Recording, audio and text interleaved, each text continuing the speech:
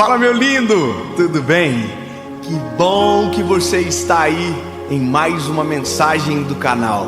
Eu tenho uma palavra de Deus para você. Dessa vez eu quero de verdade, fique comigo até o final. O tema é maior do que a dor. O que pode ser tão poderoso que nos faz não sentir a dor? O que pode ser? Por favor, fique comigo. Eu só quero te pedir um favor muito importante, para que essa mensagem vá ainda mais longe e para que além de você, outras milhões de pessoas possam ouvir e ver. Curte o vídeo, comenta e claro, se você ainda não é inscrito no canal, se inscreva, ativa o sininho que toda segunda-feira tem uma mensagem para você aqui. Vamos pro vídeo?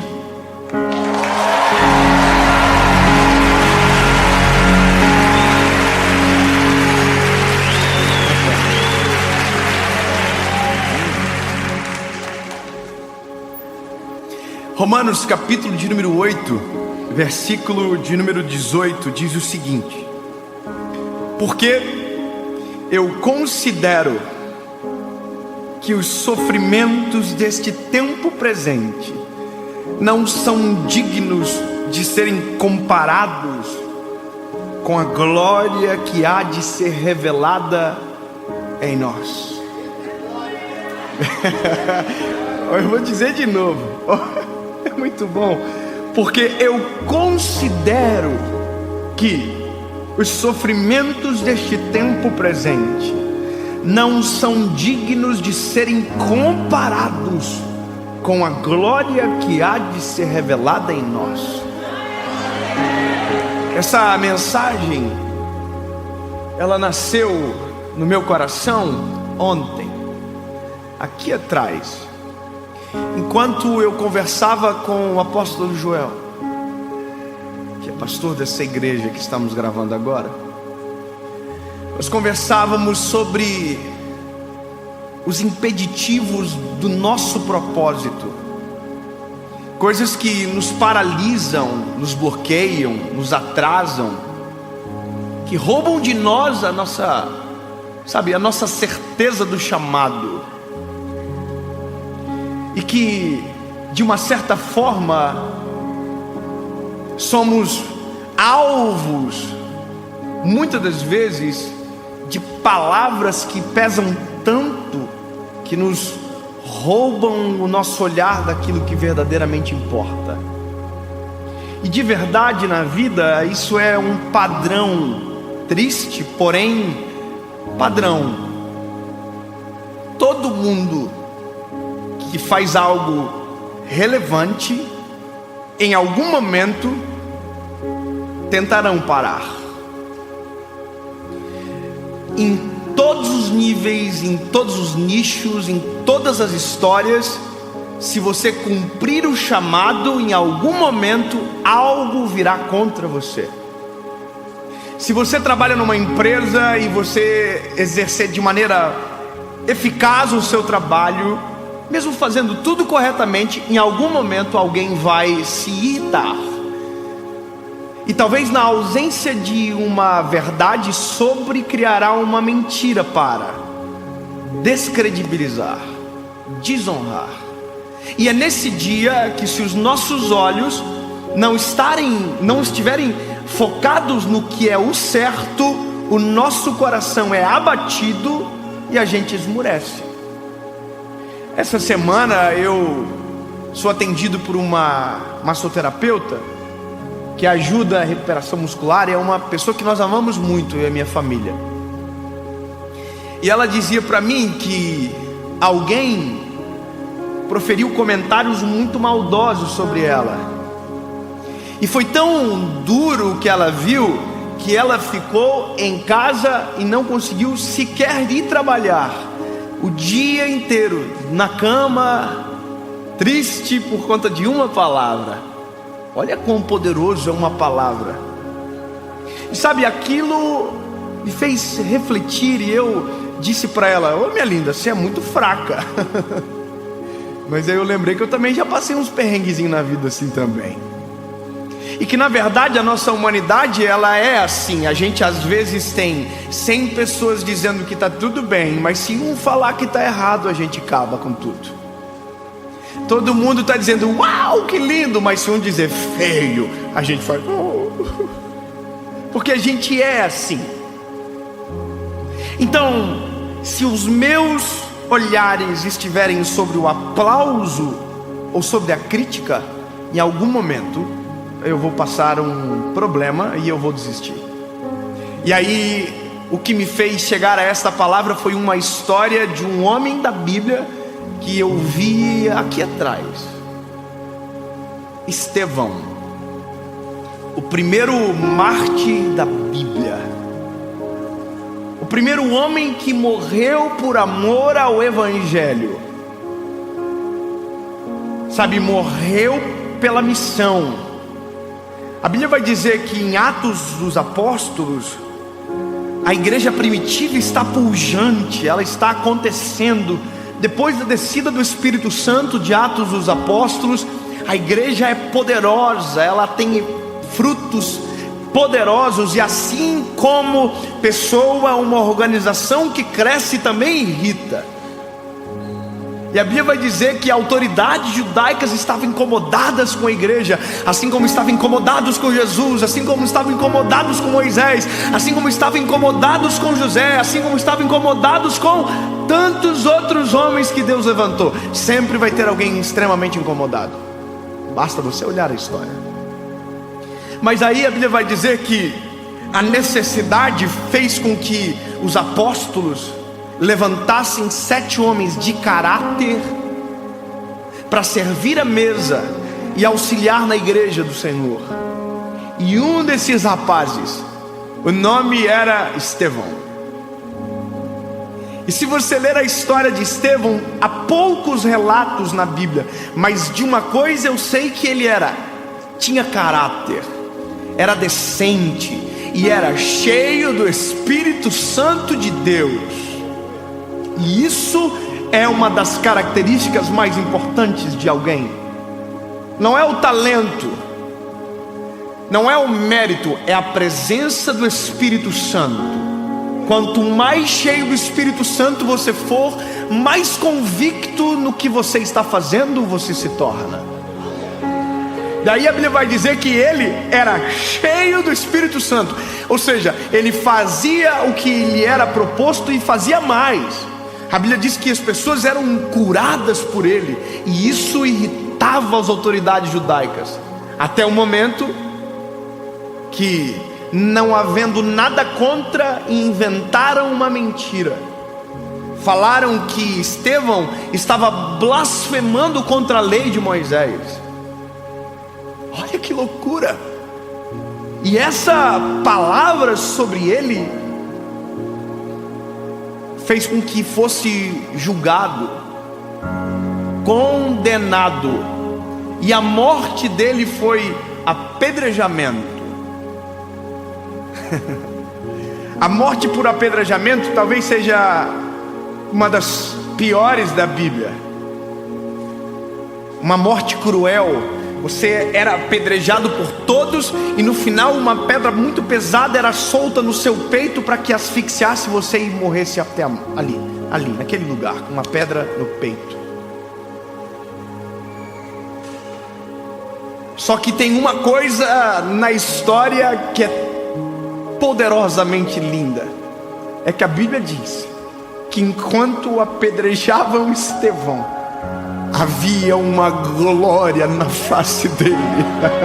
Havia um semblante lindo na face dele. E a Bíblia diz que ele relata: eu estou vendo o céu aberto e contemplo a glória do Senhor. Ou seja, enquanto ele estava sendo apedrejado, os olhos dele estavam voltados para um lugar. E aqui o que me incomoda é: como pode alguém que está sendo apedrejado ter um semblante bonito? Eu vou te contar uma outra coisa. Sabe, os cristãos ainda são perseguidos no mundo.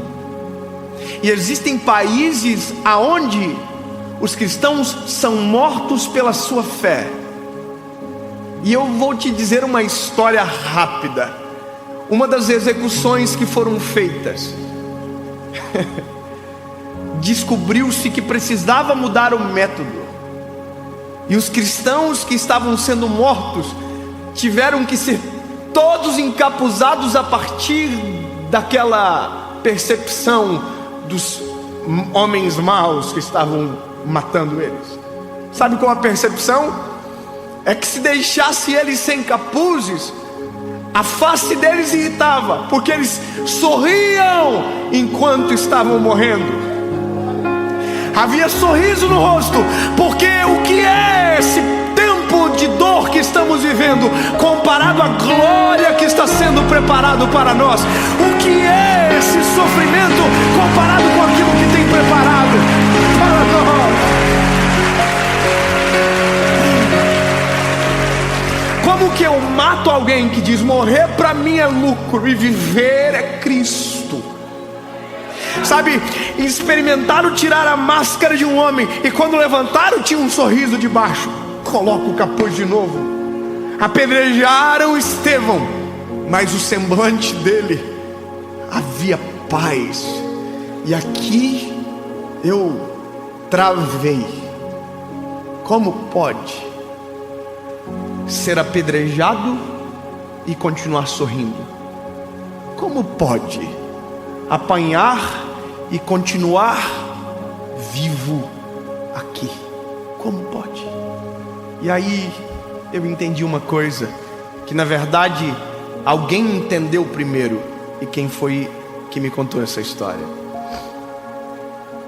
Se eu estou vivendo o meu propósito, eu preciso saber que fará parte do processo a pedrada, que fará parte do processo a crítica, que fará parte do processo a dor, cujo qual essa dor não se compara à glória que nos é separada, que nada se compara. Porém, as pedras irão chegar, e se os meus olhos estiverem em Cristo, a percepção de dor é diferente. Se as pedras começam a doer demais, provável que os nossos olhos não estejam voltados para o lugar certo. Se algo está me paralisando, provável que os meus olhos não estão voltados para o alto. Porque se eu estiver olhando para Cristo, a pedra vem, a crítica vem, o ataque vem. Mas se eu estiver olhando para o Senhor, e o que eu estiver vivendo é o propósito dele para mim nessa terra, não importa, maior é o que está comigo do que aquele que está no mundo. Vale a pena sofrer por amor a Jesus. A Bíblia diz: se vós fosseis do mundo, o mundo amaria o que é seu, mas porque vocês não são do mundo, é por isso que o mundo vos aborrece. É porque ser estranho provoca as pessoas. Mas se os nossos olhos estiverem em Jesus,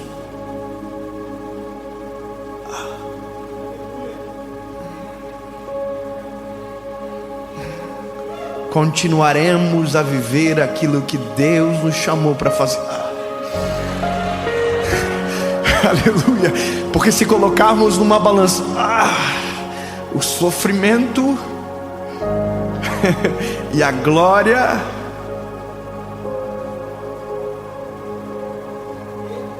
o peso da glória sempre será superior. Incomparável. Incomparável. Não se trata agora de quem, do que. Não se trata de quem está falando, do que está falando. Se trata aonde estão os meus olhos. Porque na verdade eu não posso, você não pode ser refém da crítica e da aprovação.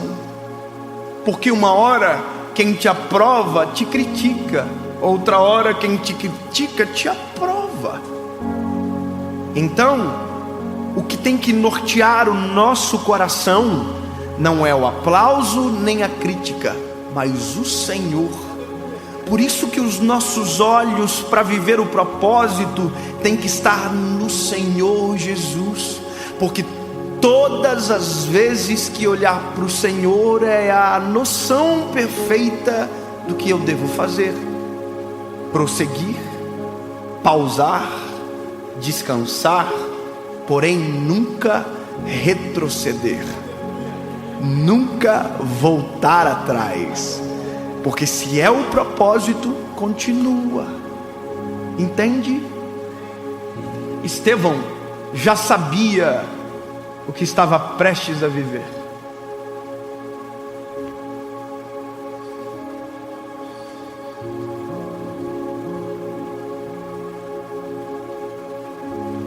Vou te mostrar algo.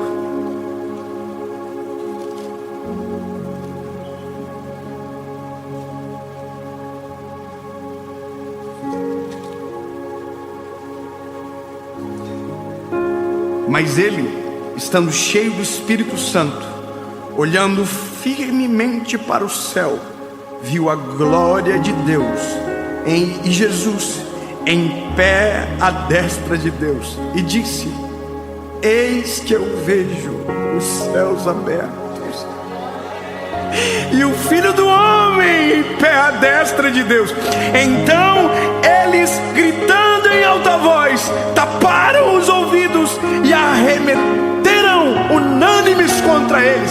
Sabe, a crítica ignora os olhos daqueles que estão vivendo o propósito. Quem te critica, na verdade, ignora o que Deus está fazendo, o que você está vendo. Eles tampam os ouvidos e vão contra vocês, porque se ousarem abrir os ouvidos e ver com os olhos, terão que reconhecer: Deus é na sua vida. Eu vou ler mais. E expulsando da cidade, o apedrejavam, e as testemunhas depuseram as suas vestes aos pés de um jovem chamado Saulo.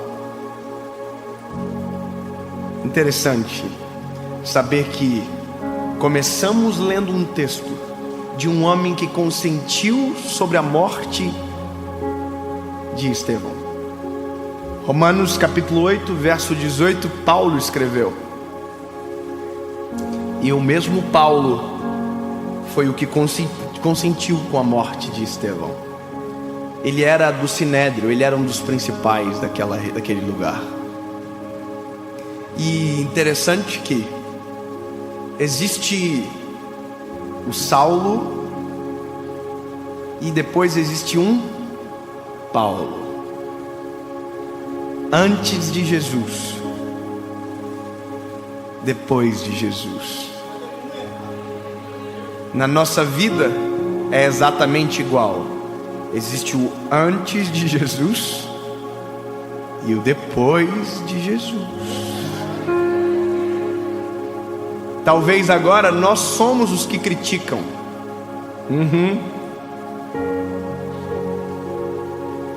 Talvez agora nós somos o que atiram as pedras. Mas posso te dizer, não conheço nenhum ministério bíblico cujo qual é atirar pedras. Não conheço o ministério bíblico de juízes. Não conheço. Mas eu conheço um ministério, o que ganha as pedras. Porque todas as vezes que o nome de Jesus for glorificado através de você,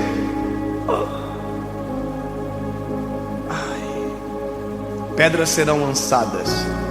Mas se os teus olhos estiverem no Criador, a glória será maior do que a dor da pedrada sobre você.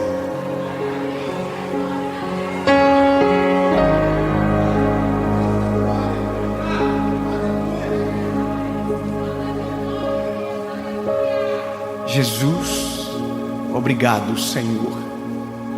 por nos permitir te conhecer. Obrigado, Senhor, porque se olharmos para Ti, teremos coragem para continuar.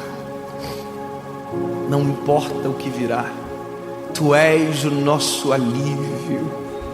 Tua glória é superior à dor de todos os processos. Maior é o Senhor que está conosco do que aquele que está no mundo. Jesus, Tu és o nosso alvo, e é para Ti que olharemos até o final. E quando pensarem que acabou tudo, a eternidade nos aguarda.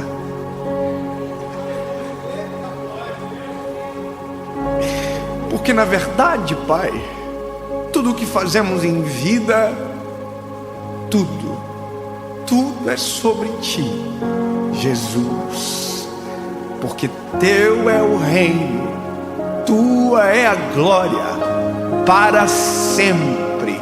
Em nome de Jesus, amém.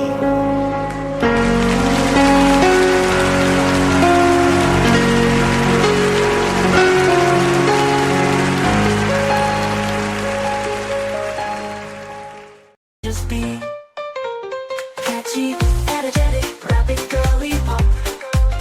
I feel the beat deep in my heart, it never stops. The cute girl voice sings out loud and clear. In this moment I have nothing to fear.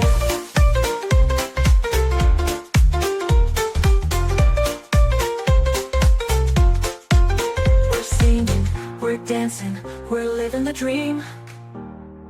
The music surrounds us like a warm sunbeam. Together we're stronger, together we're free. In this world of melodies we can just be. But